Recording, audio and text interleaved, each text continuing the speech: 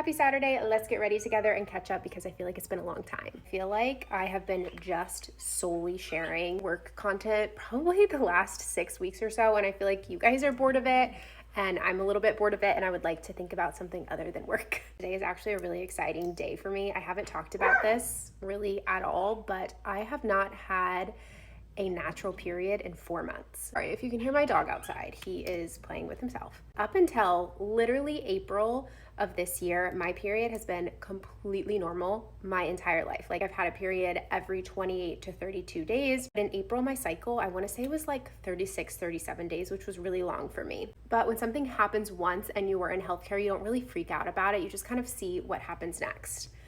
Well, what happened next was so bizarre. I didn't have a period in May. I didn't have a period in June.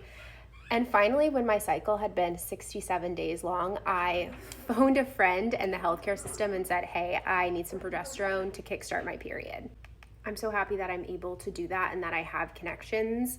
And obviously I had took so many pregnancy tests during this time, and I knew that I wasn't pregnant because my Oura ring had told me I was not ovulating. So in July, I took 10 days of a synthetic progesterone, which kickstarted my period, and I had to figure out why I wasn't having a period. I don't get into it too much because I know this can be a little bit of a touchy subject, but I was in a pretty hefty calorie deficit all throughout the summer because I really wanted some abdominal definition, which I got.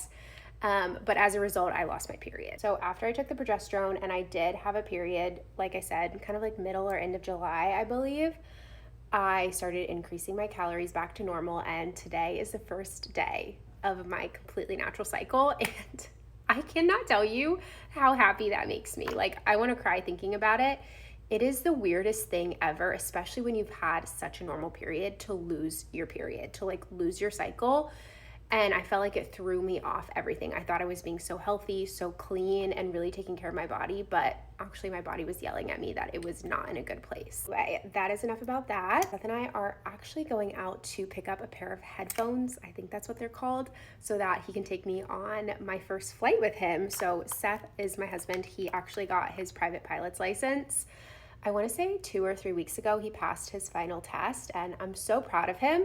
But now I need him to take me for a flight. So I need a headset so he can talk to me during. I think we're going to try to do it in the next couple of days. So look out for that vlog. But we're going to go pick up a headset that we found on Facebook Marketplace, grab some coffee, and go to an open house as well. For this open house, we are absolutely not buying this house. It's priced at like $1 million. But I've talked about before that Seth and I really want to move closer to Tampa.